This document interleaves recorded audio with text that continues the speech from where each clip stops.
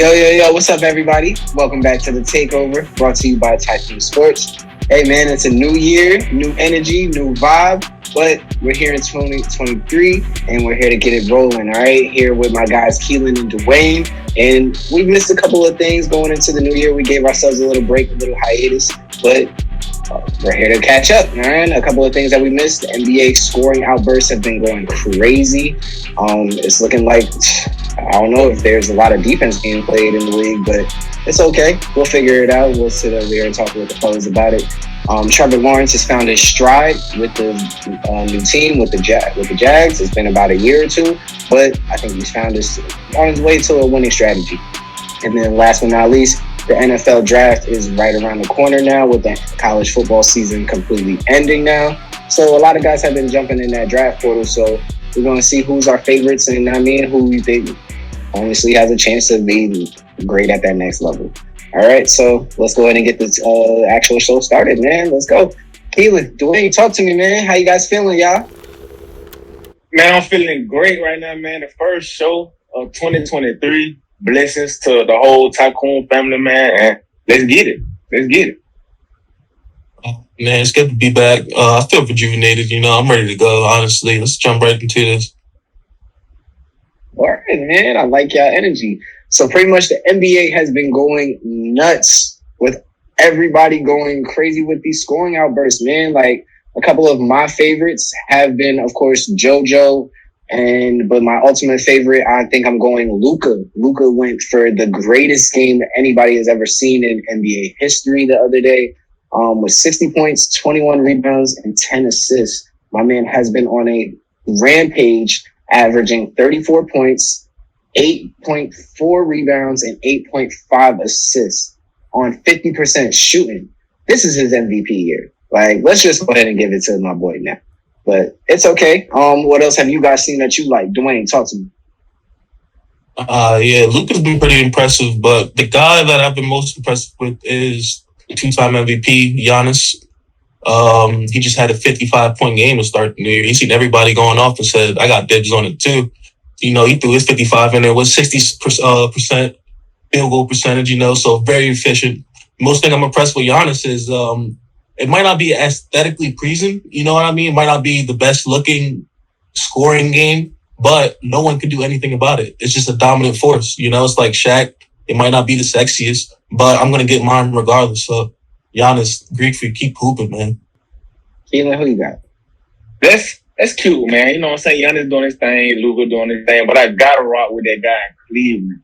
Donovan Mitchell scoring 71 points. We haven't seen the guy score that many points since the late, great Kobe Bryant, and he did it and come back from behind fashion. He was down 21 points, put the team on his back. And not only did he have 71 points, he had a career high 11 assists to go along with 8 rebounds. If my guy would have got 2 more rebounds, we looking at a 71-point game, triple-double. But he still got a double-double, so you can't deny the fact that my guy went absolutely crazy. So I want to tip my hat off to Donovan Mitchell. That was most definitely a game of the ages in the NBA.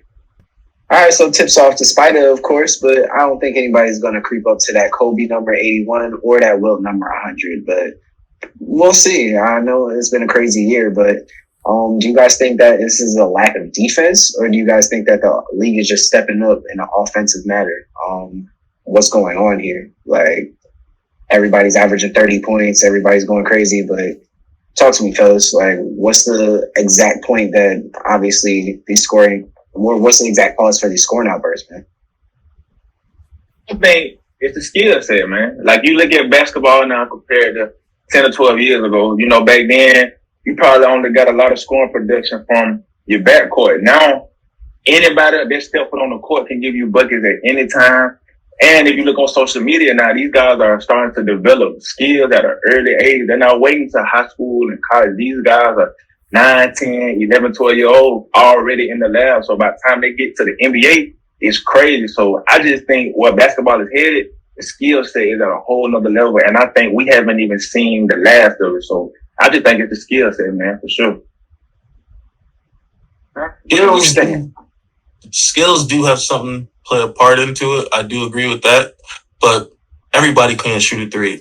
Like, let's not get to that. You know what I mean? They shoot threes, but can they really shoot it at an efficient clip? No.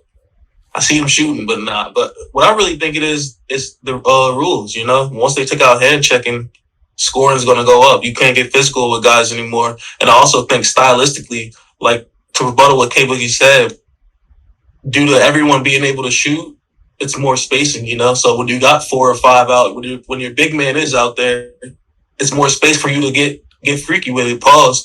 You know what I mean? Like at the end of the day. So yeah, it's a little bit. It's a lot of things that go into it. It's a layered subject. You know. Yeah, so to Keelan's point, of course, a lot of people are getting better. The skill set is rising and everything. So speaking of that, All-Star break is right around the corner. So who has gotten better to the point that they can go ahead and be a potential first-time All-Star? Hey, who's some of your favorites? Keelan, who you watching? Man, right now, my first one, man, we got to talk about that guy, man, that's in New York, man, Jalen Brunson. We all, including myself, was looking at the Knicks like, why did y'all pay this man all this money?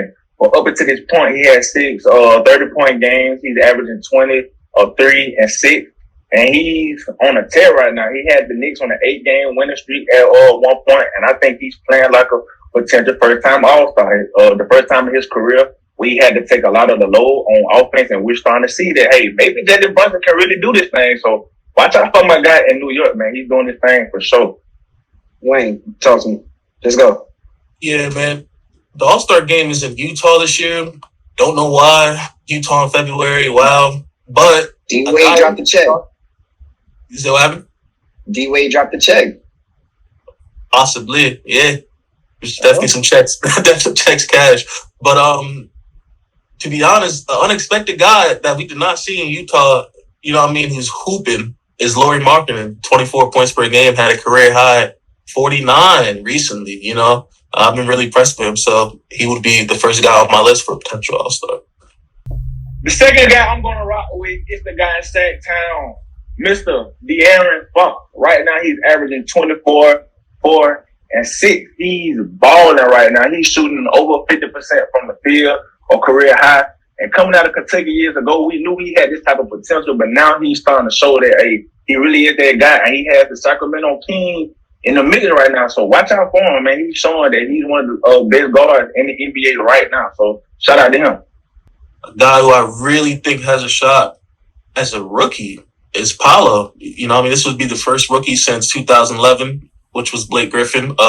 Paolo's averaging 21, 7 and 4 right now. And the games look easy to him, you know. He came right in here and he got straight to business. So I think Paolo deserves it, to be honest, to be a potential first-time All-Star as a rookie, man.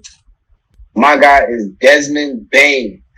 Desmond Bane is the step-up second All-Star on the Memphis Grizzlies team. He's slid right past Jaren Jackson as the second best player on that team.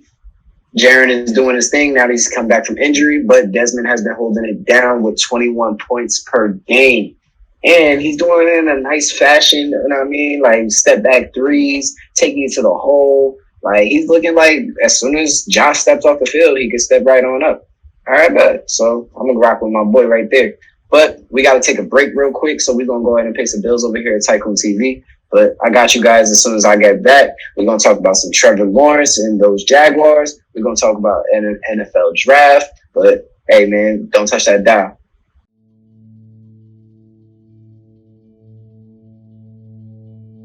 The life that athletes encompass today is no joke.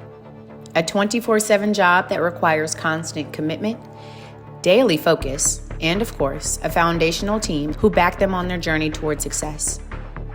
And that's where we come in. The goal of Tycoon Sports Media Group is to help grow and elevate the sports industry, one athlete at a time via various media techniques. Tycoon Sports is a full-service media agency that was designed to provide services to athletes, trainers, athletic programs, parents, and more, looking to build the image and brand of each athlete and expand the marketability to better attract different companies and audiences. TSM wants to focus solely on unlocking the creative capacity of its athletes while elevating the brand we are helping them build.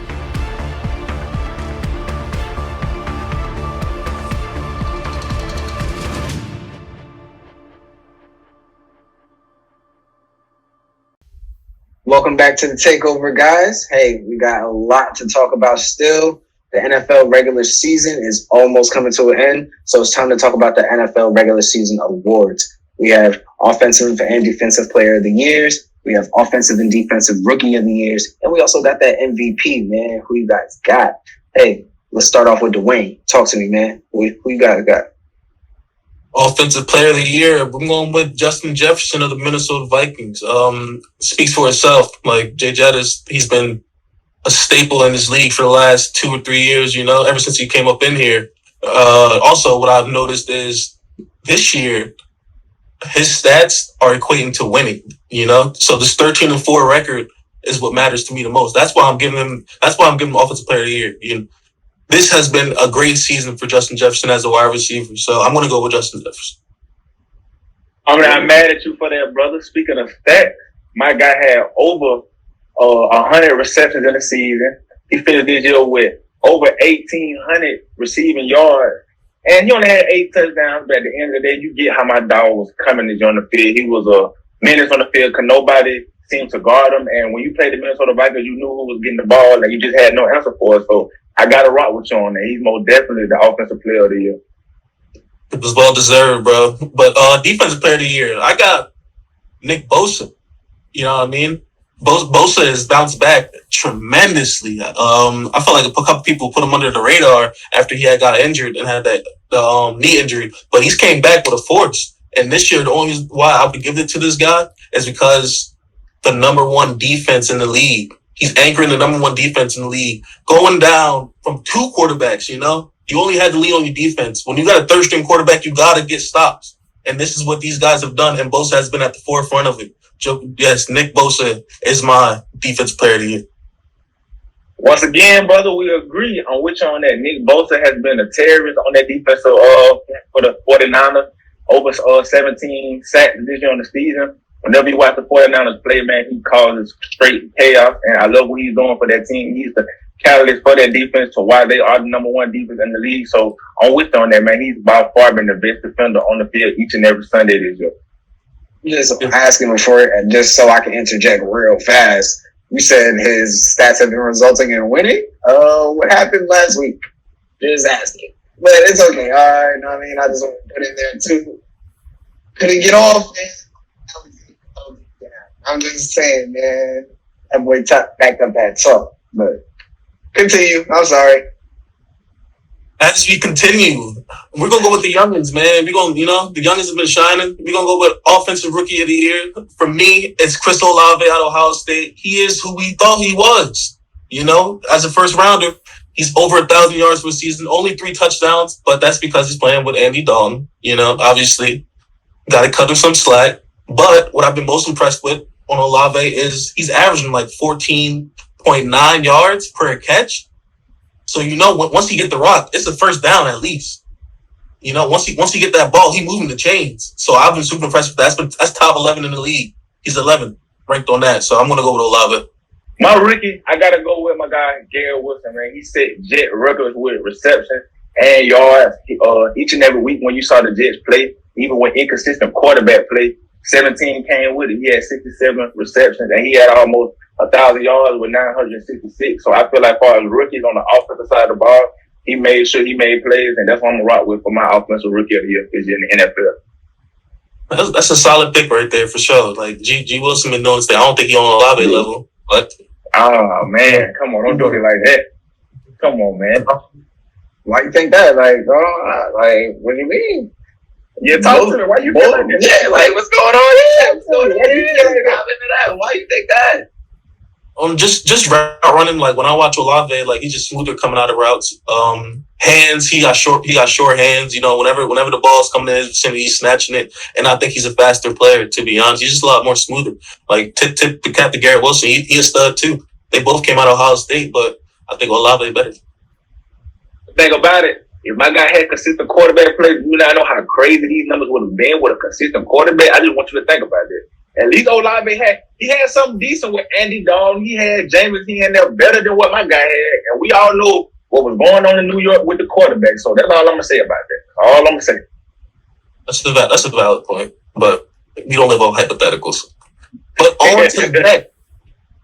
we are going to go with Defensive Rookie of the Year, and my guy is Seahawks rookie Tariq Woolen. 6 interceptions, tied for first in the league, and 15 pass deflections. You know, his numbers speak for itself. He's a physical specimen at 6'3". I think he's next. Legion Boom will be proud. You know, Richard Sherman, all those guys, Cam Chancellor, they definitely tipping the cap to this dude right here. He's been special. My guy, I gotta go. My guy, Sauce, man. Too much Sauce. Hey, when you see number one for the New York Jets line up, man, you know what I mean. Like, you know what's gonna go down. Right now, he has 16 passes defended, which is number one in the NFL, being all corners, not just rookies, all corners. And he went against some guys this year. Just to name a few, Jamar Chase, and like he played against straight Pro Bowlers. Justin Jefferson, he did his thing this year, and he held his own as a rookie. So with him doing that, man, I gotta give it to him.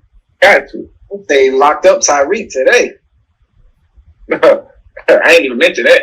Locked We up, ain't even talking about that. but we failed to mention that he was playing with a second string quarterback. Imagine going 16 games and then the final game you don't play with your quarterback. Come on, you know chemistry matters. And then his ankle got injured. So if you want to say locked up, cool. Like, that helps you sleep at night. Great. He was getting locked up before the ankle. Apologies. And then after the ankle, they just blamed it on the ankle. If he gets locked up, he gets locked up. Like, cool. Tariq, I mean, they know about Tariq. Special type of receiver. Like, one of the best. Respectfully. I'm not mad at that at all. Hey, but a lot of players are doing very well. But who do you guys have as your MVPs, though? MVP, we got to go with 15, man, in Kansas City. I mean, you can't deny a guy that threw over 5,000 yards with 41 touchdowns, only 12 interceptions. He has a passer rating of 105.2. I mean, it's hard to deny that. I mean, when you see him play, it's almost like he's playing sound-like football, and it's easy. Week in or week out, when you watch him play, you just waiting on him to do something spectacular. He does it each and every Sunday. So I got to go with 15, man, in Kansas City for sure. The Chiefs are top of the AFC once again, and its only reason is because of 15, like you've been saying, bro. You know what I mean? Like, he's been a model of consistency, and he's only getting better, which is crazy. He just broke the record for most yards in a season as a quarterback, you know? Like, we got to tip the cap to that, and 40-something touchdowns. It's amazing to see, like, every week, week in and week out, no matter who's playing. It could be Juju, it can be Kelsey, it can be Kadarius Toney, it could be a lot of guys, you know? That doesn't have to be Tariq Hill. So I'm very impressed with this dude, and he's definitely going to be the MVP in my eye. And one thing to that, brother, like that you just said, they was about to write him off because he didn't have Tyreek Hill. They was wondering, was Pat Mahomes still going to be the same? He said that quick. He showed him that you give him anybody, he's going to put up numbers. So, like you said, got to tip my hat off to him.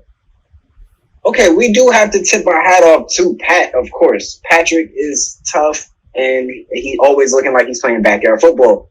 Every play always looks miraculous. But I'm not letting y'all do that, and I'm not letting you take it away from my boy Jalen Hurts, who deserves it and is the MVP. Y'all see I got my Eagles green on because I'm actually a loyal Eagles fan, unlike Duane, but it's all good. You know what I mean? Because I'm rocking with my boy Jalen. I think he should seriously still be considered as the MVP, even though he's been hurt the last 2 games. It's only 2 games of the season. He's still an 11-1 quarterback.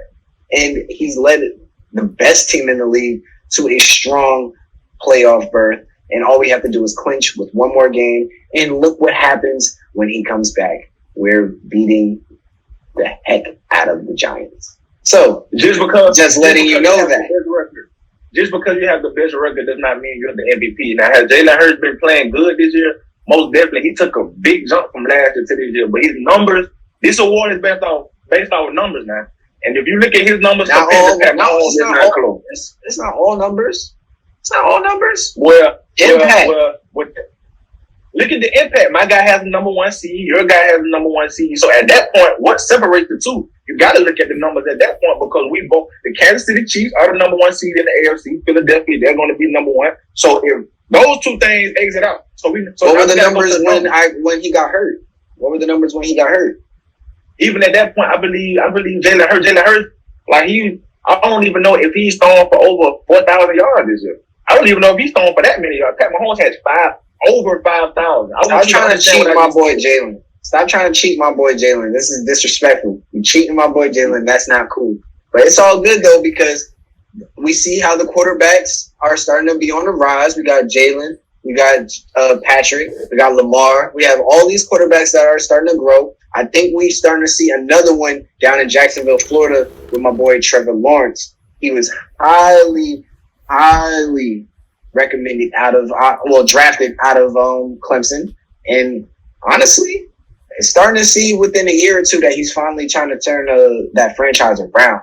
He has Doug Peterson now, and a kind of a great receiving core. So I'm gonna let you guys talk a little bit more about that. Keelan, talk to me, man. Like, what are you thinking of as far as Trevor Lawrence? Do you see him coming around anytime soon? Oh, most definitely. And you hit it on the head. You said the head coach, they went and got Doug Peterson. And I want people to think about how Doug Peterson had Carson Wentz years ago before he got hurt. Now, I know Carson Wentz hasn't been playing up to that level lately, but I feel like if he didn't get hurt, that situation would have went totally different. But that doesn't defeat the fact that what my boy Trevor Lawrence is doing right now, he had 25 touchdowns, only 8 interceptions, a big jump from year 1 to year 2, thanks to Doug Peterson. And in year 2, he won the AFC South, beating the Tennessee Titans in the last game. So I think the future is very bright. As long as those two can continue to develop with their head coach and quarterback connection, I think it's going to get nasty in Jacksonville in years to come. Yeah, I've been super impressed with Trevor, especially on the back end of the season. It feels like he's definitely getting more comfortable as a quarterback. He's always had the intangibles. Like you said, he was the number 1 ranked player in high school, so we knew he had the talent. I think what the Jaguars had to show us is are they willing to put weapons and put him in a situation where he would thrive? And they have done that so far. They have to do it a little more, Christian Kirk was a really good pickup. Zay Jones was a really good pickup. And Travis Etienne, I think that's a really good, He didn't play his rookie season because he got injured, but that's also a great pickup. Like, you have to have weapons around these rookie quarterbacks. And as you can see, now he's thriving and he's brought these guys to the playoffs again. So I'm excited to see Trevor's future. Stand the pickups, but can he really compete with those pickups? Listen, I'm just being honest. Those are good pickups, but that's not Jamar. That's not anybody that he can get the ball to. It's not a Tyreek. It's not anybody that he can get the ball to, and it's 6 points. Devontae Adams, it's not one of those. We understand that. But can he grow with this system? Can he grow with this core of receivers and turn them into that? I mean, eventually he can. I mean, I don't think he's going to have those throughout his whole career. But I feel like right now, in this present time, I feel like even with the playoffs coming up, I feel like you can make a run with Christian Kirk. You can make a run with a Zay Jones. Those are 2 speeds. And then you get Travis Etienne, which Duane said he didn't even have him last year. And now he has a running game to where you have to respect that most definitely. Like, are they the most superstar players in the league right now? No, but can you win games with those guys? You most definitely can. And it all goes down to play calling. Like, how are they going to put Zay Jones and Christian Kirk in matchups to win? If they can do that, you can most definitely win with them. Like, let's go back to Arizona when Kyler Murray had Kirk. He was putting up great numbers there. So don't do that. My guy got weapons, man. And I want to throw the fact that he got Evan Ingram, probably the fastest tight end in game. That's a mismatch, right? So he got talent. It's all about how they use it. Okay. Yeah. To Keelan's point, like you said, they don't have a Jamar Chase or they don't have a Stephon Diggs. Those guys don't grow on trees, bro. You're not going to have the best receivers every year. Like, so you're going to have to work what you're going to have to work with. You still have to go get a key receiver, though, bro. Like, you still have to go and get one of those guys. Like, somebody has to go get a Marvin Harrison Jr. this year. Like, somebody has to go and grab him. Well, Marvin will be in the draft next year. And, well, you know what I meant, though. I know. Yeah, I get what you said. But do you really, though? Like, we've seen Super Bowl teams with decent receivers. Like, the Eagles won a championship with Alshon Jeffrey. No disrespect to him. He was our number 1 receiver. He's not even one of those guys. We've seen Tom Brady do it with I was about to say, Tom Brady is pretty much the only person we've seen do that on a consistent basis. Russell Wilson win a Super Bowl, with Percy Harvin. Yeah, guys that are not like top 10 guys, decent receivers, but not world beaters. Harvin was top 10 at that time though. But it's all right. It's all right. We're going deep into left field. Go ahead. But I like what Jaguars are doing. Like, they're ahead of schedule to me. For going to the worst to the playoffs, that's ahead of schedule. So just keep building, y'all. Like, I really do like what y'all got going on, man. Okay. All right. Wait, well, we got to go to ad break one more time. And before we come back, we talk some NFL draft, man. Stick with us. Don't change that dial, all right? You're here with the Takeover over on Tycoon TV.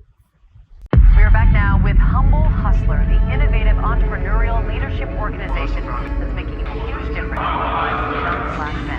From Grand Bay, where I see a lot of entrepreneurs on anything.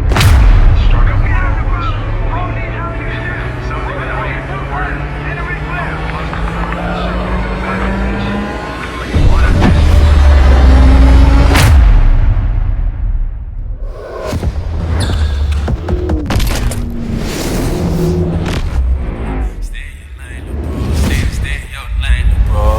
This is a danger zone, yeah. This is a danger zone, yeah. This is a danger zone, yeah. This is a danger zone, yeah.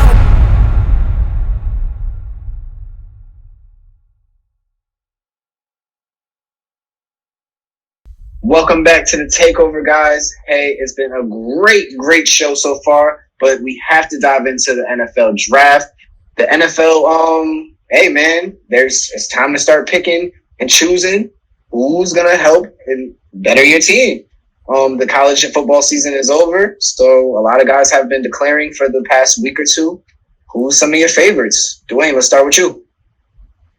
Yeah, one of the guys that blow me away is Bijan Robinson out of Texas. 1,500 yards this year, 18 touchdowns. He just fits the bill as a great back. You know, he has great size, great vision, really good speed. I would like to see him more with the pass game. I see if he got his hands. I haven't really seen that type from him, but he's a can't miss prospect to me. I think he'll be a top 10 running back immediately in the league. Right? And the second guy I like is Joey Porter Jr. He's out of Penn State, 6'2", cornerback, special with his feet. That's what I like the most about him. You know, he doesn't really get caught in transition a lot. Like, he's always on his guy. And I would love to see him with the Eagles, to be honest. Like, if I have to play the GM thing, I would love to see him with the Eagles. You know what I mean? Like, we're getting older at cornerback, so I would like to see the hometown guy, Joey Porter Jr., who went to Penn State out in Pennsylvania, come to Philly. Keelan, who's on your board? But I like both of those picks, Duane, most definitely, especially Robinson out of Texas. But my two guys, I got to start with my guy, CJ. I've been a big advocate of his on this show all season. He answered the question against Georgia. Everybody was talking about their performance against Michigan, you know, but against Georgia, he came in 348 yards, 4 touchdowns, no turnovers against the best defense in college football. Even though he didn't win, I think that solidified him as being the best quarterback in this upcoming draft. So shout out to him. I think whoever gets him is going to get a franchise guy. And the next guy is the monster on the edge coming out of Alabama, Will Anderson. He's second in Alabama history in sacks with 34 and a half. And he did that in just a 3-year span. The guy that broke that record, I think it took him 4 years to do it. He did it in 3. Whenever you watch him on tape, you have to game plan for this guy. That's why his production kind of went down this year. He only had 10 sacks, but hey, 10 sacks is still a lot to a lot of guys. That just shows you the potential that he has. And I think whoever gets him, he's going to be an impact day one. So those are my guys. I think both of those are going to make instant impact day one. Okay, well, I'm not mad at that. I see you pick a defensive end. So my guy, well, they say your guy is the best one in the draft, but my guy is more so on the underdog vibes. But I think he can make a big impact in the league as well. I'm going Keon White, defensive end out of Georgia Tech. Bruh, he is a monster. Average, I want to say he got 7.5 sacks this season, this last season. And he's really, got a lot of bright upside, get around that edge really fast, really hard. And, hey, getting to that quarterback really easily, to be honest. And then second, I show love to my boy, Brian Branch, coming out of Bama as well, another Bama guy. So, hey, he's been having that secondary on clamps for them. 2 interceptions this year. Hey, he's been a lot of pass deflections, locking it up. Hey, man, I think that he's going to have a bright future as a big safety in the league this year. Hey, we're going to see what happens. But, guys, we have exhausted our time, man. I appreciate y'all time. I appreciate y'all love, man. Audience, it's another great show that we've had on the Takeover. Thank you guys for sticking around with us. Thank you guys for the highs and the lows. hey, we have a big year ahead of us. 2023, have a lot of guests coming up, got a lot of dope topics, got a lot of different things that we're looking into. Make sure you guys like, comment, subscribe. Make sure you guys tap in with the family. Actually, go follow Duane at D Spearman. Go follow K Boogie at K Boogie with hella underscores. You can go follow me at JuiceGQ, man, or go follow Tycoon Sports Media, and you'll see everything that we got going on, man. Check us out. Y'all be safe.